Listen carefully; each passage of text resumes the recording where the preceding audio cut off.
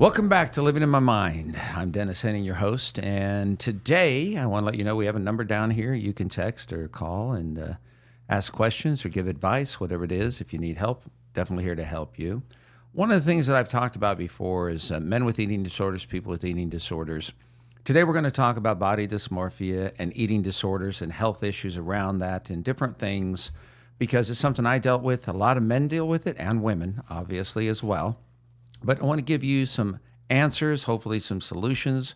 We've had more people text us and leave some messages. So let's get started. Mark, my producer, is always kind to read the answers and make sure that I don't F it up. What do you think? Read the questions. I'll read some questions. You have the answers. Again, that's his dyslexia. I'm one of the few people who talk dyslexic. Yes. That's all right. All right. So our first question here, one of 20. So first question, can you explain the difference between disordered eating and diagnosed eating disorder? Every person I've ever met in my life has disordered eating. Sometimes you eat a little too much. Sometimes you go someplace and you don't eat enough. Disordered eating is not having a balanced meal plan. It's not having the ability to say, okay, I'm having 3 meals a day, and here's what I'm sticking to. Certain things for lunch, certain things for dinner, certain things for breakfast. Everybody has disordered eating because think about it. You're on the run. What are you going to do? You get a snack. You go to 7-Eleven. You get a piece of pizza. Now, that will kill you. Nothing against 7-Eleven, but it's really not the greatest thing in the world. But then again, a lot of people buy food based upon their finances. So I'm not taking away from anything negative. Disordered eating is when you're eating throughout the day, snacking on things that just aren't helpful. Now, when you have an eating disorder, many of us who deal with eating disorders, the emotional connection to food that soothes whatever it is. Anybody who deals with an eating disorder is someone who uses food to help cure or deal with emotional pain. There's the bottom line. There's more to it, but that's it. Because food makes us feel better about ourselves. Many of us deal with body image issues. So we think if we eat a lot, we're going to be fat, we're going to be ugly, we're going to be unappealing to other people. The worst thing that many of us go through is many other people don't find us the way we find us. When we look in the mirror, we see something gross, something ugly, something unattractive. And so therefore we do the things with food. We do the things to deny ourselves food. We take laxatives. We do all kinds of things that are going to help get food out of our system. And then we tell ourselves, hey, you know what? I'm feeling better today. I'm going to experiment and see if I can eat this or I can eat that. Emotional eating is a very difficult thing. Many of us with eating disorders have a full-blown psych diagnosis. We also deal with depression, anxiety, other mental health issues. But disordered eating is when you're just eating to eat.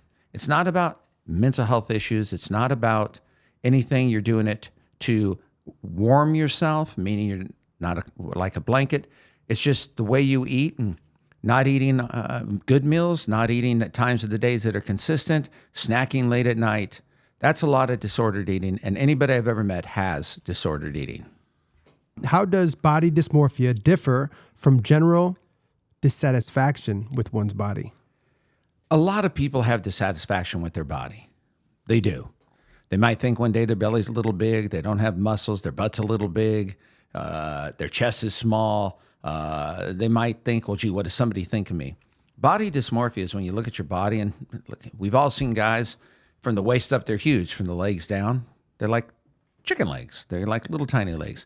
It's when you see your body different than what it actually is. It's a different way of looking at yourself. When you think you need to look a certain way, or you think that you do look a certain way, in reality it's something that's in your head. Dysmorphia comes from not liking yourself, not loving yourself, thinking you have to look a certain way. You have to look like an athlete, a social media person, someone in a muscle magazine, someone in a fitness magazine. Body dysmorphia is something that many of us have. So therefore, when we have it, we'll exercise more. We'll do things to make ourselves lose weight. We'll take things to make ourselves gain muscle. It affects us, whether it's steroids, whether it's nutrition supplements, whatever it is. And remember, everybody's a damn expert. The only expert there really is yourself. Now remember, what I'm giving here are my opinions and my definitions because I've dealt with these things.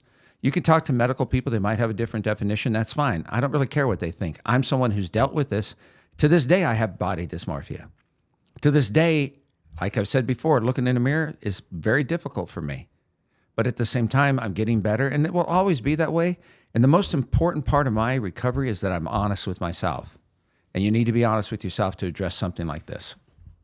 What is the most common misconception about eating disorders and body image issues? One of the biggest misconceptions about eating disorders, number one, is men don't have it. Men don't have eating disorders because men don't have insecurity about their bodies. Yes, men do. Most men I've ever met in my life have insecurities. Could be about their body, could be about their hairline, could be about the fact that, stress and anxiety, they can't get an erection. Many men have eating disorders and they should be allowed to talk about it and deal with it. When I first started talking about my eating disorder, there were many women that said, "Oh, you must be gay." And I've talked about this before. "Oh, that's not manly." Well, I didn't say it was manly. Women do not have the market on eating disorders. Now, women suffer just as much. I'm not taking away from that. But I think that the misconception is another thing is not going to happen to me. Look, my family's all big. My family's heavy. I come from the South. It's a cultural thing. It's when you're using food to an abundance to where it could kill you and create medical problems, there's an eating disorder. People who deal with obesity issues, the medical conditions that can happen to you. Not saying they will, but when food is the one thing you use to deal with anything, whether it's stress, how many people can't wait to get off work to go home and eat what they want? How many people can't wait to Friday night so you can go out and eat at your favorite place, blow a lot of money, and then the next day you sleep because your body is affected by it? That's the important thing to understand. The misconception is that, number one, I don't have an eating disorder because I don't want somebody to think I do. So many people I deal with eating disorders deny they have them. But every symptom, every action, everything they do qualifies them for an eating disorder. And many people who don't understand what they're going through can go from one addiction to another. Many people who do drugs and alcohol are emancipated at times. Their bodies haven't gotten the nutrition. What do? They go into treatment. They gain 30, 40 pounds. So what becomes your best friend now? Food. So you got to be aware you can go from one thing to another. Number 4, how has the prevalence of social media impacted public perception and personal experiences of body image? Social media has been wonderful for many different reasons. No matter what industry you're in and you have social media, there's the good, the bad. It helps you, it doesn't. But it gives a very difficult answer to your own problems. Your solutions aren't wanting to be like somebody on social media. Think about it. Athletes have to bust every part of their body, male, female, to be a great athlete. Actors and actresses look a certain way to play parts, whether you have to gain 100 pounds to play a part or whether you have to lose 20 pounds. You always have to look good because what looks good is what sells. Social media has created more issues for people, more self-hate issues, more jealousy issues. People want to be like everybody on social media. We have no idea what those people go through to look that way. We have no idea what they've gone through mentally or physically, but what's in front of us, I wish I could do that. But you got to remember, your body is your body. Your genetics are one thing. You might not be able to look the way somebody else is. You might not be able to look the way that somebody has spent their life getting to there. Another issue is I always like this. You have the man body and the six-pack. Many men think that they need a six-pack to be attractive or someone to like them. That's not the truth. There are women who like both. There are men who like both women, or both any types of women, pardon me, that might be thin, might be heavy, might be large, whatever it is. There's somebody for everybody. But social media has really made it more difficult because think about this. A lot of young kids get on social media now and they bully each other. They make comments about how they look. Boys, when they're younger, they'll say things and they get in physical fights. Girls are very cruel to each other. They'll talk about their bodies. They'll make comments about each other. Very detrimental that a lot of young kids go on social media and look to be like somebody else. They got all that success. I want to be like them. Well, how much plastic surgery has someone had, male or female? What have they done to themselves to look that way? So social media has some wonderful things, but also there's an extreme dark side of social media that affects how people think and feel about themselves. Now, somebody's going to say, well, it's up to that person. Really? You're 12, 13 years old. Your mind hasn't developed. All you do is see all these people around you. If you don't know any better, how is that your fault? So things should be to where sometimes that kids shouldn't be able to go on certain sites. They shouldn't be able to search certain things, but then again, you can find anything you want, but social media plays a big part in a lot of very dysfunctional lifestyles and self-esteem issues. Can you discuss the relationship between addiction and eating disorders? First of all, an eating disorder is an addiction. Many people don't realize if you're an addict, it doesn't mean that it's just chemical dependencies, prescription drugs, street drugs, and alcohol. The only difference is someone who deals with an eating disorder uses food. You might use something else. You still have mental health issues. You have low self-esteem. You have self-hate. You have trauma. You have many things every addict I deal with on a day-to-day basis. You take out whatever they're addicted to, stories are the same. There's no difference. It just depends at what point in your life food has become the one thing that you use to make yourself feel better. I've not met many kids that are 5, 6, 7, 8, 9, 10 years old that are drug addicts and alcoholics. Now, I meet kids and I interview kids who started using drugs when they're 12, 13 years old. That's happening, and it does happen. A lot of times eating disorders start when you're really young because it's about food, it's about love, it's about nurture, it's about how your family is, about how your culture is. You start to realize, I can do that. When you're younger, a lot of young boys, when I was in high school, I was a big kid, and people used to call me blockhead because I looked like a cinder block. And I was proud that I would eat so much food. But then when I got older, that never did me any good. It became an identity, and that identity helped develop what I deal with now and what I dealt with then, even more complicated and more difficult to find answers. Number 6, what are some early warning signs of an eating disorder or body dysmorphia? When body dysmorphia, when someone is so worried about how they look, when someone says they got to get bigger, or they got to get smaller, so they're restricting food, they're not eating, they're taking food supplements. Now think about a supplement is something that's supposed to be in addition to, not something in place of. And a lot of people, there's so many different ways to look at, but someone who's constantly talking about their body, someone who's spending more time away from people, they got to go to the gym, they got to go for a run. Their life is affected, their work is affected, their personal life, their sex life, their financial. That's something to look at. And when it comes to someone who's dealing with an eating disorder, some of the early signs are you might not know it if someone has it, but just watch their behaviors around food. I used to go out to eat with people. I'd have a plate of food. I'd move the food around on a plate to where it looked like I ate. I wouldn't eat a bite. Then what I would do, as I get in the car, I'd go get 2 pizzas, I'd go home. People who eat in isolation. My mother got in the back of the car once and I found I'll never forget, about 30 Snicker bar wrappers. I put them under the car seat. So check on stuff like that. See how they are around food. Are they eating their meals? What are they eating? Are they eating a lot of sweets? Are they eating a lot of heavy foods? Early signs, if they're dealing with depression, they're having a bad day, what do they go to? If they're dealing with school issues, what do they do? How do they do it?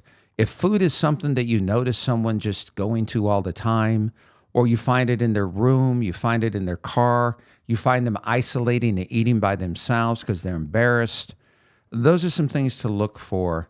A lot of it comes from a mental health issues to where they figure out food is the one thing that's going to make them feel better. But you don't want to accuse somebody because sometimes people have disordered eating. Sometimes people just love to eat, and there's nothing wrong with that. But talk to them and find out, ask questions, get information, do research. Then you'll be able to see what kind of symptoms are out there that really can affect someone that you're dealing with. How can individuals cultivate a more positive body image in today's image-focused society? That's not an easy question to answer, but the reality is it's difficult. Remember, there are a lot of people, I think that's the beauty of this world, there are a lot of people who aren't addicts. There are a lot of people who have no body image issues. There are a lot of people that love themselves. Self-esteem is important. Acceptance. Start when kids are younger. Parents, accept them. Don't tell them they need to be like somebody else. Don't make your kids get up in the morning and exercise. These are children. Exercise is great. It helps keep you healthy. But when your family focuses on that, whether it's your mom, your dad, it becomes an obsession for you. But helping each other is very important. There are a lot of people who just love who they are. But then again, there are a lot of people who've gotten to the point where it's like, hell, I'm never going to change, so I might as well just continue doing what I'm doing. It's much easier when you're an eating disorder person. Just continue doing what you're doing because, first of all, it's not illegal. Drugs are illegal. Alcohol is legal, but if you drink a little too much, you could kill someone. Not many people have been arrested for driving under the influence of food and killing somebody. I got in a car accident once. Years ago, I hit a parked car. I'll never forget, I went to a place and they had these ice cream cones. And I got an Igloo. And I used to get an Igloo, and I'd go get the chocolate-dipped ones. And I was driving, and it was in the passenger seat, and I had to hit the brakes, and it flew into the passenger seat on the floor. I was in tears. I slowed the car down and I reached over and I hit a parked car. When the police came and everything, it was so humiliating and embarrassing to explain that this is what happened. They snickered a little bit, but they didn't say much. But that is something that happened to me.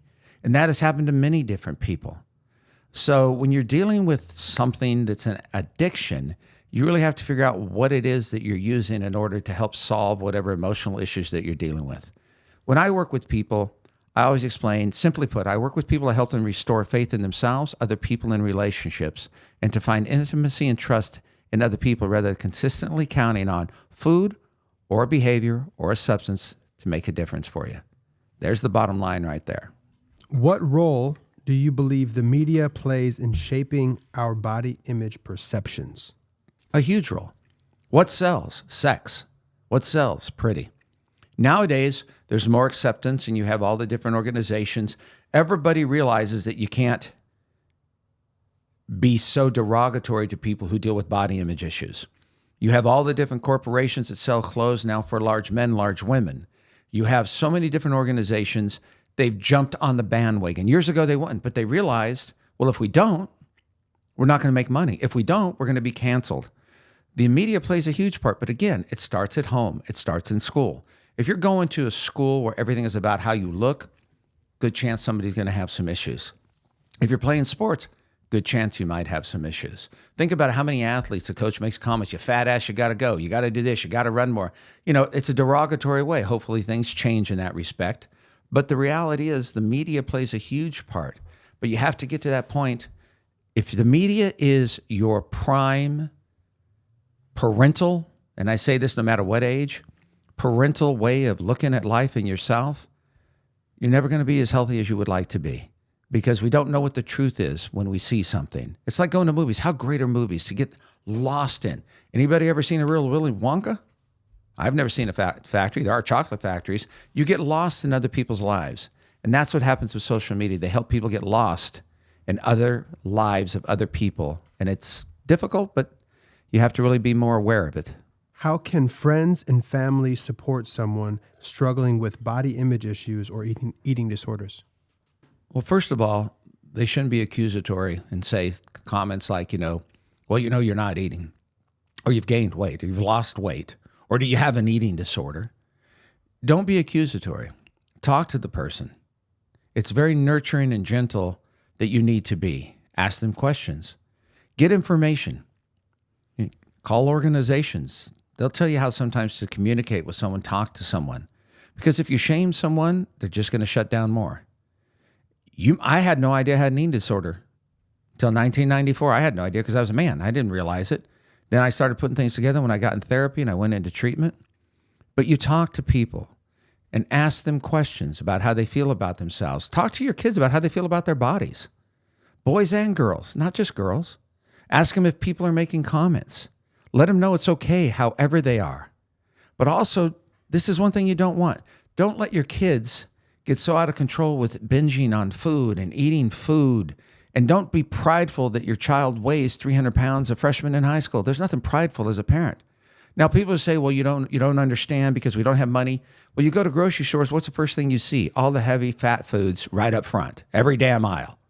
Think about it. Eggs are in the back of the damn store, not up front. Why? Because it's marketing. Not stupid people, but they don't really give a damn about what you need or what you want. But when it comes to that, ask questions. Talk about those things. Ask them what's going on in school. Talk about their social media. Ask them who they're following. Those are ways that you get an idea of the mindset of your child so that you can help them make better choices or change the choices or just encourage them to be the kid they are, no matter what age. Grade school, high school, college, because you're still being influenced by the society around you. Once you leave your house and you're interacting with other people in schools or sports or any get-togethers, there's so many other influences. The biggest one needs to be parents. And here's one thing, not about the Christian community to where it's about God and Christianity and God this and God that. When people tell you got to do something because you got to, it's about God, a lot of bullshit in that. People need to be people. You can help mold minds to a positive thing, a way of looking at things, as well as you can help destroy a young mind. That's just my personal opinion. Just blew my mind with the eggs in the back of the grocery store. Pisses me off. Oh man, that's just the very beginning of how corrupt the food market is. But we can get into that in another episode. Number 10, what is the impact of gender and cultural differences on body image and eating disorders? It's a very interesting question because it's so true. You look at different cultures. I have a lot of friends, African American. I've never met many of my African American friends that say, gee, you know what? Person's got to be real thin. They accept each other. It's really interesting. If you look at different cultures, men and women are attracted to different people. Some certain cultures, the heavier you are, the more money you have, or the healthier you are in certain people's opinion. A lot of it has to do when you're growing up too. If you really look at it, a lot of Caucasian families obsessed with, looks, obsessed with body images. And that's been there for years. I have a lot of family friends that are Hispanic. You don't really see the same thing. You don't hear the same thing. Food is such a nurturing thing in the Hispanic community. It's a get together. It's everybody getting together. It's a beautiful thing. Certain cultures do affect how people look at themselves. The most important thing, it's how you look at yourself. Just because everybody in your life is heavy doesn't mean you need to be heavy. And there are men and women who are attracted to men that are heavy, women that are heavy, women that are thin, men that are thin, someone bald, someone with hair, transgender, not transgender, male, female, however pronoun they go by. It's all difficult, but also has a lot to do with, your culture, with how it's accepted, how food is accepted, and how it's treated. If it's nurturing or if it's something you need to survive. But these are just answers that I've dealt with families and friends that I deal with and talk about all the time. Think about it. I always love a friend of mine. He's like, Dennis, how many African-American people you see climbing Mount Everest? How many of us do you think are going to go into a house, a horror house, if we knew it was a horror house? It's all you crazy white people. So there's a truth that different cultures look at things differently. People are obsessed with things differently. But you just have to take a look at what's best for you. And that's just from my personal experience. Number 11, how do you approach treatment for someone with both an addiction and an eating disorder, which before you already mentioned that it already is an eating disorder, is an addiction. But yeah, how would you go about that? Like I said, eating disorder and addiction are this. It's an addiction. People might think they're two separate things, but you're addicted to food. You're addicted to something that's going to make you feel better, or something that you believe is nurturing and something you believe you need in order to get by. Look, there were times in my past where my days are perfect. At nighttime, from 9 at night till midnight, right before midnight, 11:59, I'd eat everything I could. No one would see me. No one would care. I'd take 300 laxatives. The next day, it's like a miracle. Your body just collapses. Everything comes out of your system and you feel better. So you start the craziness. Well, I took care of it. I can go do this. I can abuse myself. I can do this. When you're dealing with an eating disorder, addiction as well, chemical dependency, alcohol, the medical conditions that can arise from the self-abuse, what you do to your internal organs when you're constantly maybe throwing up, when you're using laxatives, when you're eating so much food that's creating certain things, diabetes, certain foods. Cancer lives off sugar, for what many people have told me. So an eating disorder is an addiction. So many people have to understand it is an addiction. It's not something separate from addiction. It is an addiction, just like there's gambling addictions. Nowadays, there are rehabs out there that work with kids who are into gaming because so many, literally adults, kids, what have you, had issues with it. There's so many things that we can be attached to negate how we feel and to hide from the reality and deal with our own personal issues. Can you share some strategies for managing negative thoughts about body image? It's difficult because everybody looks at it a different way. Me personally, I don't allow myself to look in mirrors when I'm out and about because the reality is those mirrors have distorted whether you're 5 feet away, 10 feet away, 2 feet. I don't buy clothes that I gotta fit in. Those are some things people do. I always hear people say, well, I got my summer jeans, or I got to get my bikini body, or my body for the summer men. It's interesting how things are in that respect. I think that you have to learn to take care of yourself, do some physical exercise, know that it's okay, and realize that when you eat a meal, many people eat to get full rather than eat to stay healthy, if that makes sense. A lot of people think about it when you're sitting down and you eat a meal, you don't really feel full. The minute you stand up, it's like, holy Mary, Mother of God. I have a friend of mine, she's hilarious. She's like, Dennis, I always wear, when I go out to dinner, I wear my pants with no top button. And I was like, get out of here. She showed them to me. She goes, because I know I'm going to feel full. It was just her way of knowing that it was okay to overeat. And we've talked about this, her and I. So it's just the fact that when you have these negative images, don't compare yourself. Don't go on social media all the time. You don't have to go to the bookstore and read all these books on how to look better and be better. Don't go looking at fad diets.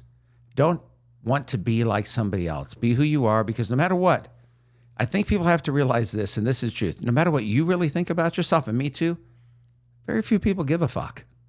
They really don't. So if we care about ourselves, that's the beginning. How do you see the role of diet culture in the development of eating disorders? Everybody diets in many different ways. There are people who drink alcohol. Well, I'm only going to have a little bit of alcohol. Still dangerous identity enhancing trap. When it comes to diets, there are a million diets out there, and there are a million people. Look at Oprah Winfrey. Oprah Winfrey has gone through so much. She's lost weight, she's gained weight, she's Weight Watcher, she's done all these different things over the years.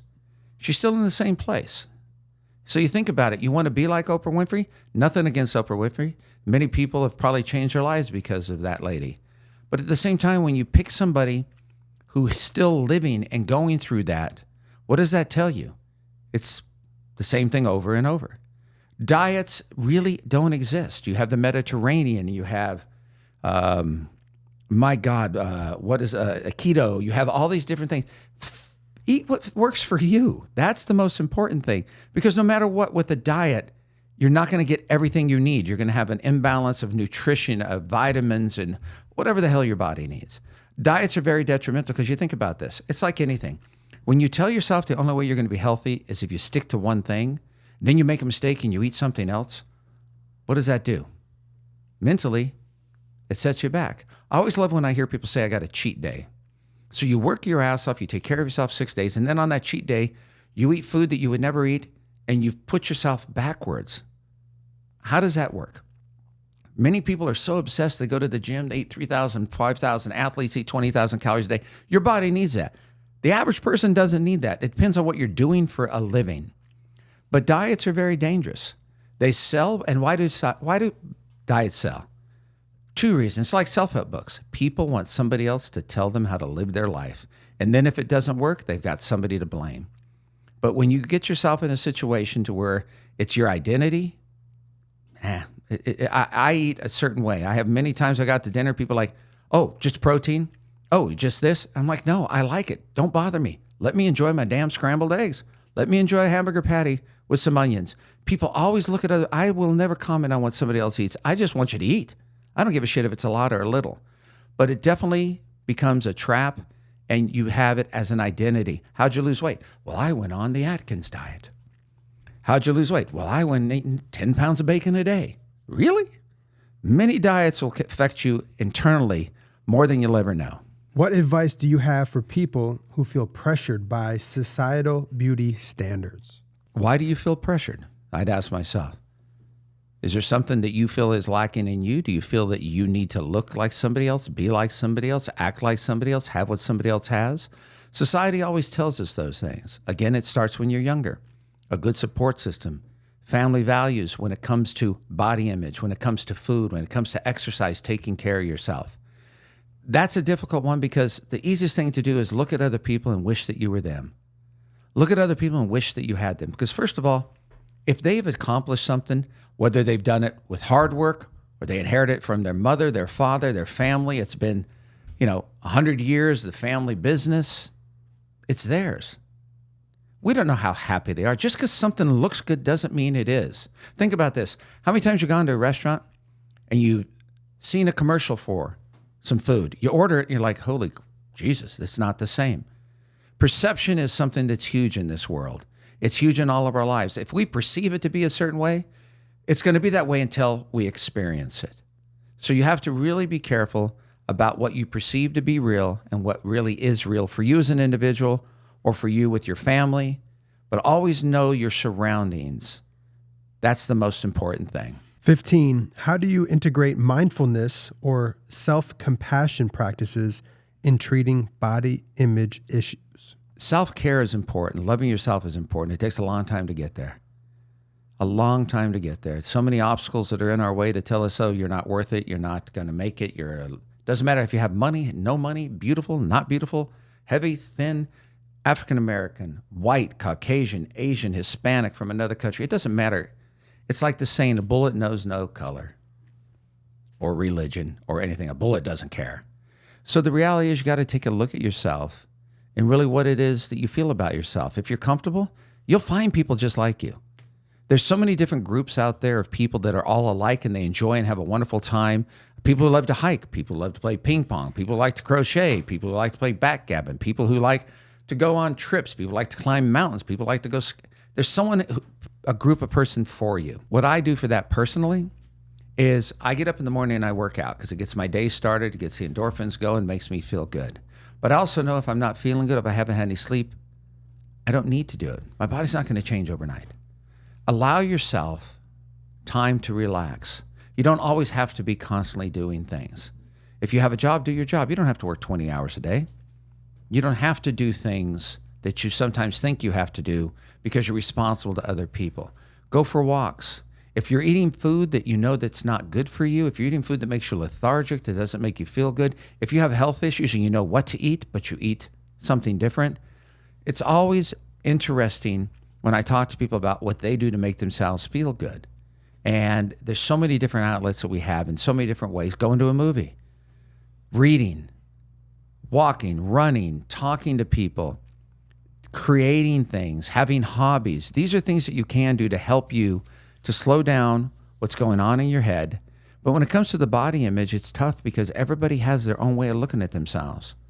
Whenever anybody compliments me, today I'm much better with it. I always think, God, what a loser, what a liar. I can't have that person in my life because they're lying to me.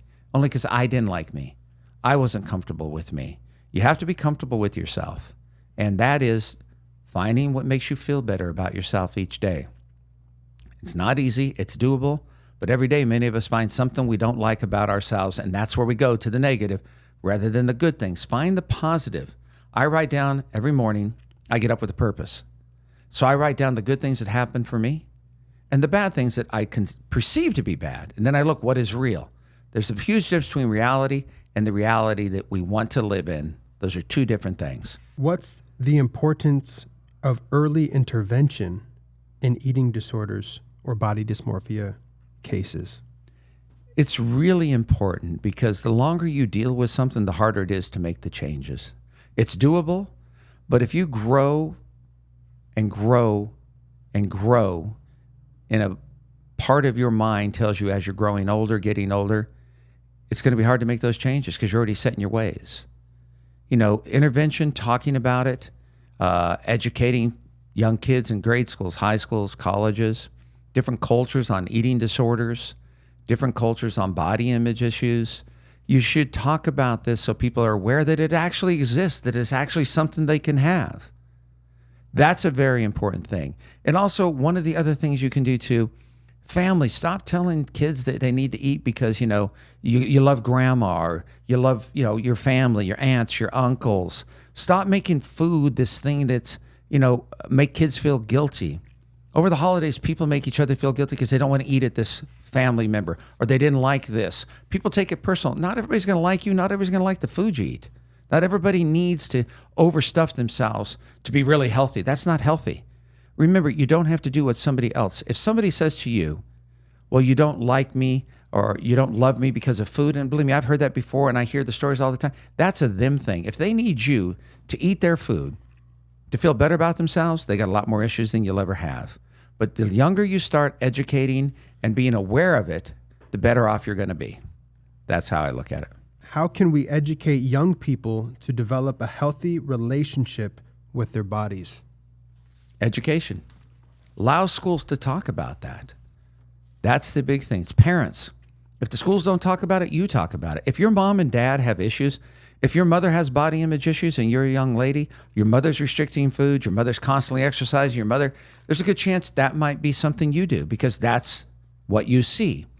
If your father's lifting weights and getting bigger and eating a lot, the boy wants to be like dad, that's what you see. Doesn't always work that way. So parents have to really look at their own issues, their own little subtleties, their own obsessions, their own insecurities, their own addiction, and see if the kids are going to have it. I deal with so many families that addiction runs throughout. I deal with families too, that when someone comes in for an eating disorder, well, nobody else has it. Well, you interview other family members and you realize they have an eating disorder, they just don't want to admit it. Because it's more embarrassing and more shaming to have an eating disorder in this society than it is to be a drug addict or an alcoholic. So education, being aware of what you're saying around young kids. But schools need to do a better job. You have cafeterias. You have kids who have no money that are poor. They go to the school, they eat what they have. It's all they have. So what are they going to do? They're going to grow up with peaches that are soaked in sugar syrup. They're going to grow up with bean burritos for breakfast. Nothing wrong with these, but if that's all you have, then that's all you know. So we got to do a better job as a society, better job as a government. Schools have to do a better job because here's the thing. What you put in your body does affect your mind. So if you're eating all of these things that are packed with carbs, packed with sugar, making you tired throughout the day, how are you going to have an education? Then who do you blame? It's a difficult, fine line wired across. Number 18, in your experience, what are the long-term effects of untreated eating disorders or body image issues? Death. Suicide. Low self-esteem, isolation, not able to work, no friends, medical conditions such as your heart, your lungs, your kidneys. With some women, might never have a child. Some men, impotent. There's so many different things that come from having an eating disorder, just like any other addiction. But those are the hard parts. You're going to grow up and you're going to hate yourself every day. You're going to live a life that's out in the public. You go home, you're going to take laxatives. You're going to do whatever you can to lose weight. You're going to do things that you could never do. And you're going to pray to God at night that someone takes you, meaning God or something else. You have suicidal thoughts all the time. Now, I'm saying these things because I've been through them and I still go through these things. But these are the things that can happen to us.